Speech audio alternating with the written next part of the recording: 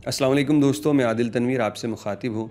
बारिशों के इस हालिया सीज़न में सबसे ज़्यादा तबाही और नुकसान ओमान का हुआ है।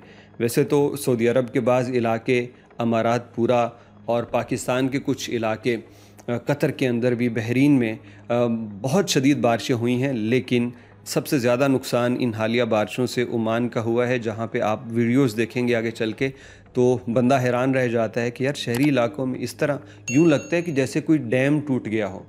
यूँ लग रहा था कि जैसे किसी ने समुंदर को उसका उसका रुख मोड़ के तो शहर की तरफ कर दिया हो। इतनी बुरी हालत थी, इतनी बड़ी तबाही थी इन सैलाबी रेलों के बाद। कुछ वीडियोज़ हैं जो हम आपको दिखाना चाहते हैं, उसके बाद बताएँगे कितने लोग अब तक बेचारे शहीद हो चुके, गवर्नमेंट इस पे क्या कह रही है, गवर्नमेंट के जो इमदादी कार्रवाइयाँ हैं उनके मुतालिक भी बात होगी। पहले आप ज़रा ओमान से मौसूल होने वाली चंद वीडियोज़ देख लीजिए।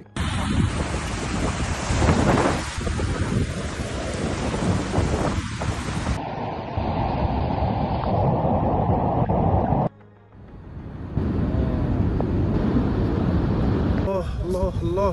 شوفوا شوفوا، لا اله الا الله. المال معوض معوض باذن الله. شوفوا يا اخوان، تعالوا. برا برا برا. شوفوا كيف.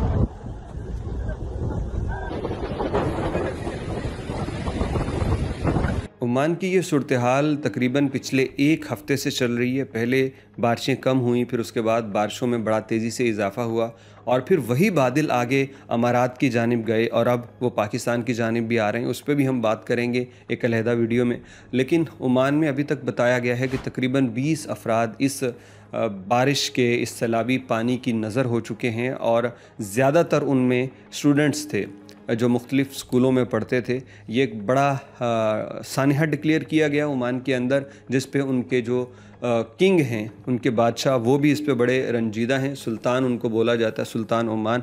वो इस पे बड़े रंजीदा हैं। जाँ बहक होने वालों के लवाहिकीन से उन्होंने इज़हार ताज़ियत किया और इसके साथ उन्होंने भी अपने शहरियों और मुकीम गैर मुल्कियों को एहतियात करने और घरों में रहने का मशवरा दिया।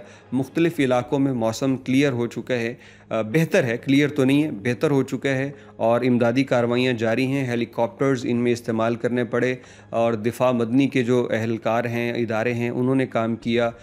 एम्बुलेंसेस ने इस पे काम किया। मुख्तलिफ़ तरह से लोगों को बचाने की भरपूर कोशिश की गई, लेकिन आपने देखा कि किस तरह घरों के घर वाले मोहल्लों के अंदर यानी कि इतनी तेज़ी से पानी दाखिल हुआ और इतनी स्पीड थी कि रास्ते में जो कुछ आया, गाड़ियाँ आईं, कोई बड़े ट्रॉले आए, कुछ भी आया उसने नहीं छोड़ा और वो अपने साथ उनको बहा के ले गया। जो आगे चल के पहाड़ों में मौजूद वादियाँ जो हैं उनमें जाके वो गिरते रहे और बंदा पानी के उस ज़ोर और थप्पड़ से ही मर जाता है अगर खुदा न खास्ता फंस जाए।